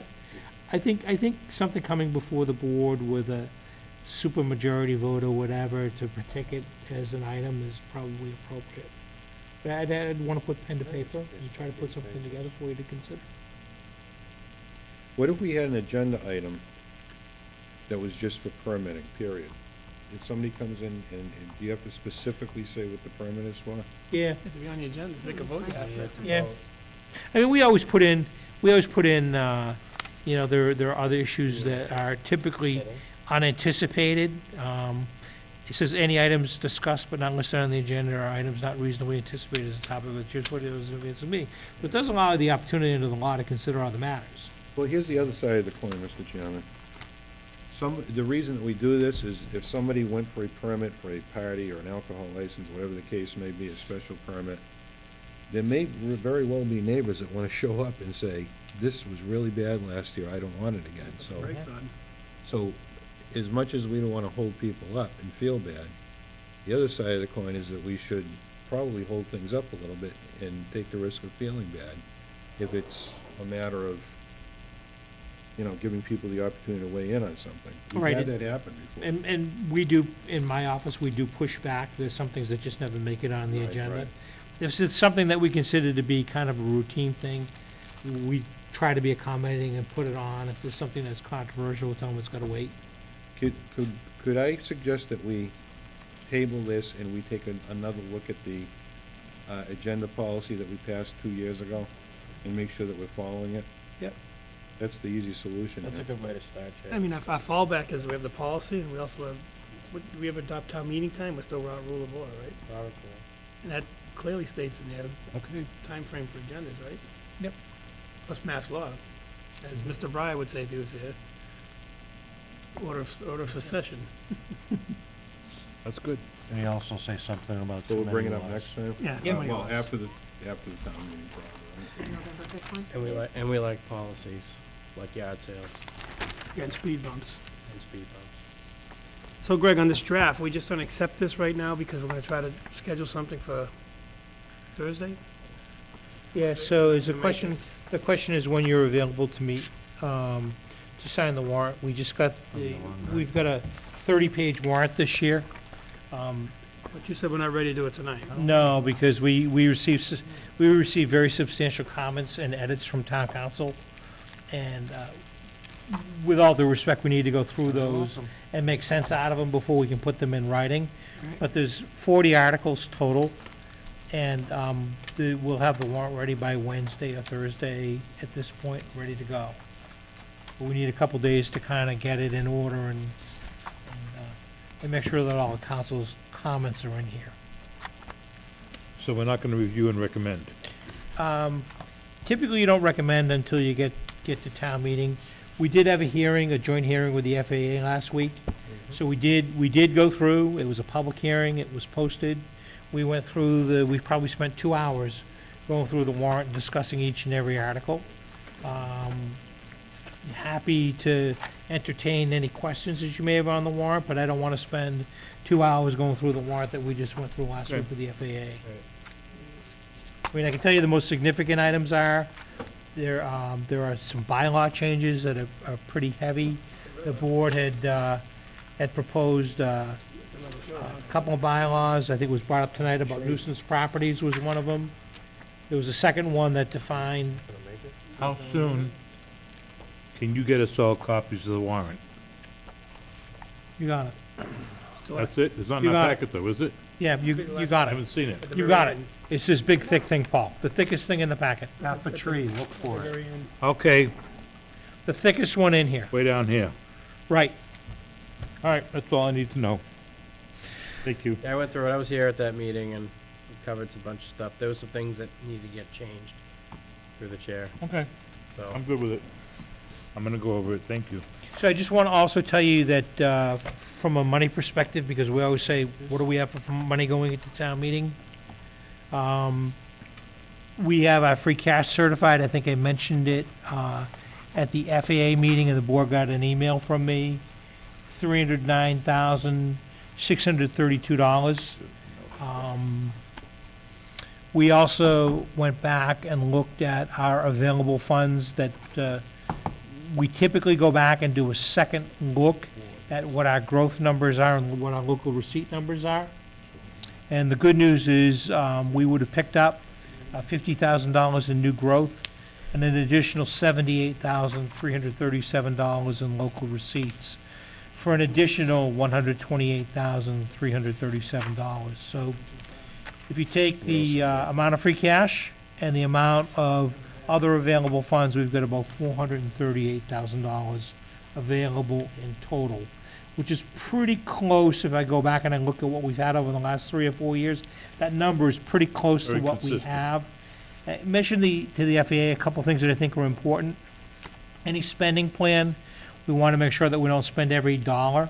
So we want to leave this town meeting with between $50,000 and $75,000 in unspent funds would be a priority. Last year, we left considerably more than that in free cash because we weren't sure what was going to happen with the school budget. So somewhere between 50 and 75. And the other thing we want to do is look to increase the stabilization fund. So the stabilization fund over the last couple of years has taken a pretty substantial hit, and it's at $205,000. And I know the FAA would like to see that number increase. So those are just kind of a couple of things to keep in mind before we start spending money. We need to set aside money for those two things. Chairman, if you recall, Well, the maybe. sale of tax title property, not surplus property, tax title, is split between capital expenditures and stabilization. So, I know Rich keeps track of that judiciously, and I'm asking if we can get a copy of what's available on the horizon or currently, and approximate values of tax title property. Because that's one way of replenishing. I think the 60% goes to stabilization and 40% to capital purchases. And I'm just gonna, before Rich speaks, I'm just gonna say, like we always do, Greg, we're just gonna have to really fine tooth comb all the financial requests and some things that come up that are either unreasonable or can't be funded. You have to Well, understand. I think I mentioned previously, we had some items that we bypassed at the Springtown meeting. It's pretty easy to go back and see what those were. Those are the items such as veterans benefits that I said, but for the fact that we didn't have enough money, we made a commitment that we were gonna fund those. Right. And so that's the priority, beyond that stabilization fund and making sure that we have some money set aside going into the Springtown meeting. The other items, we may not be able to fund everything because if you look at the total requests that have come in, we have $494,000 in capital requests. We have budget requests of $160,000, and we have warrant article requests of $147,000. So if you add all of those totals together, it exceeds the amount of money that we have set aside. And it does, and it is what it is, but this tip no different than what it's been in the past. And I think the department heads have a good understanding, and they'll be hearing from me about what are your priorities? Because if we can't fund everything, we'll fund at least what we consider to be priorities. Okay. you. Rich? I don't have anything good to report. They fear me. Everybody's paying. There's nothing tasty on the horizon. 2, 3 land court cases, and I've gotten no indication that we're going to have a foreclosure on anything. So we're cleaning up all of the 15s are pretty much history. The 16s are coming now. We're getting good returns even this early. We're getting the interest. We're just not getting the properties to sell. Did we ever sell that little sliver behind Rite Aid? Yeah, we did. Yes, we did. We auctioned it and sold it. Okay, The guy near the adjoining property bought it, right? Yes. yeah, and what about the old, where the old town barn was? You're What are we talking about thinking? Do we foresee a use for that? where, Paul? Across from the church, right Across over from there. St. Andrew Bible Church? That's a town-owned property, sir. That's your town meeting vote, the Board of Selectmen saying it is surplus, we should sell it to the church, Right. we should make it. So it's not tax title. Not tax surplus. It's a different process. Well, I understand that, but it's still a source of income. If we want to sell it, yes. Yeah, and I would do it, I would not do it by covenant. I would make sure I got the most amount of money for it, if we do that. Right. That's one of the things we talked about years ago, we talked about property the town owned, and it slid into tax title property, and it was property that the town saw no immediate or long-range use for, and then it was declared as money the property we could auction, but the same would have to be done for property that we currently own to be declared surplus. I'd different speak up and process. say that that's a unique strategic piece of property I that. understand that. And it has a market value, and I'd like to know what the market value is.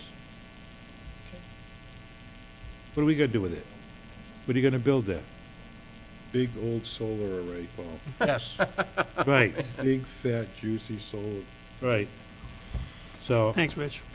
something to think about. Thank you, Rich. Board member comments. Mr. Joseph. Nothing. Mr. Sigenovich. Town meeting, Monday, October 29th. Please attend. I hear people all the time either saying,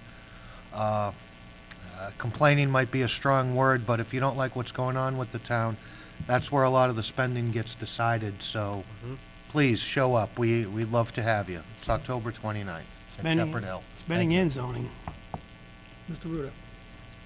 I just want to mention before it gets a big head of steam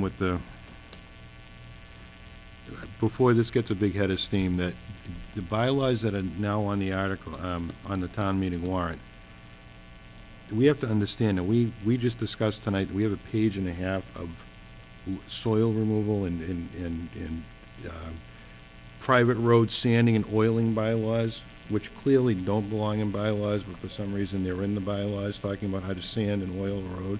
But our bylaws don't say what makes up a board of selectmen in Dudley. What about the town treasurer? It specifies the police chief, it specifies the fire chief. It says nothing to any of our other elected officers or how we fill them or how we Well, it does say handle there are them. 5 of us. I think we can do a little better than that. 7? No, God, no. Go back to So, 3. this isn't some crazed left-wing back to 3. attempt to I'll try to put seize everybody and take their property and make them do what we want them to do. We just want to kind of define as a town in 2018 how we operate. Modernize and make complete. Mr. Massey. I have nothing new. I just have a couple that I was remiss, I should have done earlier. We did receive a resignation, and with deep regret on behalf of the Board of Trustees. Mixed emotions, I respectfully submit my resignation as a director of the Pearl L. Crawford Memorial Library effective Friday, November 9th, 2018. I'll miss my time at the Pearl. I'm very excited about my new job. Proud of my accomplishments during my 5.5 years as Dudley's director of the Pearl. Growth in patron visits, program services, as well as sustained growth of our budget. So, on behalf of the board, I will accept with deep regret a resignation from Karen Wall and ask the town administrator on our behalf to send her a letter thanking her for her service to the town. Absolutely. Do I need a motion to accept that, Greg, or is it? Yep, that would be fine. Please. Motion to accept, Second. made by Mr. Joseph, second by Mr. Sigenovich. Any further comments? All in favor? Aye. I want to read a letter, but I'm not going to read who it was addressed to. We had a citizen wanted to meet with the town administrator. He felt that there was a misappropriation of a town vehicle brought to a private residence, and Greg, with a little bit of research with a former superintendent, had a surplus declaration form dated 11/13/2013, legally selling an excess town vehicle. Form was approved by then Town Administrator and Chief Procurement Officer Peter Jankowski. Peter Jankowski. So I couldn't resist. I guess we thank the citizen for his I laughed. hawkish eyesight, or however he came across this, but that was handled over 5 years ago. We're always aware of people coming in, and sometimes you're wise to acknowledge it, because sometimes people make allegations, and we want to take it seriously and follow up and provide the information to those residents, and this was just an instance where we did that. Correct. The allegation was that the vehicle was either misappropriated or was out of care and control or custody of the town, which could not be. Given away funded. for free It or was something actually like sold that. to a third party. Correct. That's All- exactly what it was. It was all sold. legal, 5 years ago. It was sold. Yeah, a positive intent was not assumed, Mr. Chairman. Oh, no, I can show you the text. It was not a very positive text neither. Department head comments. Acting superintendent. Acting water sewer superintendent. Just if you guys didn't know, we did have a water main break again this morning. Happened around 7:30. We were there we got there 7:45, and we got it done by 11:45. Where was it, George? Lakeside Drive. Did you have one on Mason Road recently, too? We've had them all over the Mason Road. This is part of that transite problem going on, so just to let you know. What's the composition and age of the pipes that have gone? These pipes that commonly are going are somewhere in the vicinity of 1960, 70 timeframe, but they're different. They're not the typical cast iron or ductile iron you see. They're a transite pipe, and I don't want to say what they're made of because it's not too good. Okay. But they're very brittle, and when they're in soil, they get extremely delicate, and with the pressure differences, sometimes they seem to pop continuously. I have to Google that trend. There are hundreds I of would Google people it right, because if I start naming off contents, the there are public won't like it. hundreds of people right One now in element. Dudley Yeah, doing yeah. this. Guessing there's one element that. Let's put it this way, I have to wear a mask when I cut it, okay? Wow. That's it. Fire and EMS, you're up. All set. Police, Mr. Chairman? we good? I'm No, gonna no, move no, that- no. I'm gonna move, oh, I'm sorry. That's right, we got you here now. Mr. Hey, Bose. kiddo. Alright, so Oh, yeah, Bailey Bros. reporting on Shepherd Hill, they just had their homecoming weekend a few weeks ago. That includes a homecoming dance, spirit week, pep rally, and then a football game, with other sports games leading up to that. They started the year off with a first honors dinner for those who had first honors in their last year. The unified basketball team, its first home game was today.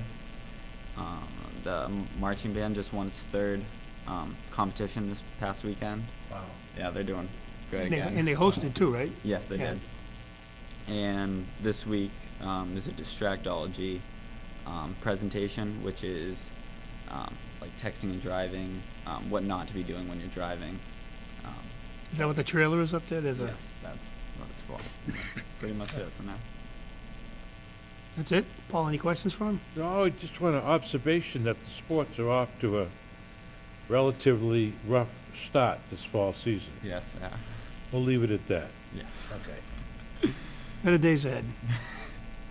Well, I Good guess, job. as I said, we welcome Job, Mr. Bailey. Bose. Nice job. Thank you. Sorry, Bailey. Was it everything you thought it would be? I've been here before. Okay. Yeah, you usually scoot out of here, you do your Yeah, thing, you don't have and to you listen. leave. This You don't have to is listen to us beat certain things to death Right. and then some, right? Yeah, So this is true. now you get to sit and watch. Mr. Chairman, I'm going to move that we convene into executive session under Mass General Law, Chapter 30A, Section 2A2, which is to conduct strategy sessions in preparation for negotiations with non-union personnel, or to conduct collective bargaining session or contract negotiations with non-union personnel. Section 21, not 2. Yeah, 21, I'm sorry, 21A2, thank you. I don't want us to get in trouble. Okay. And not to convene an open session. Not to Reconvene. reconvene an open session. Second. Motion made by Mr. Joseph, second by Mr. Marcy. Roll call vote. John Marcy, aye. Stephen Sullivan, aye. Terry Sigenovich, aye. Paul Joseph, also aye. Thank you all. Have a good night. Thank you, everybody. Good night. Thanks, Bear. Chief.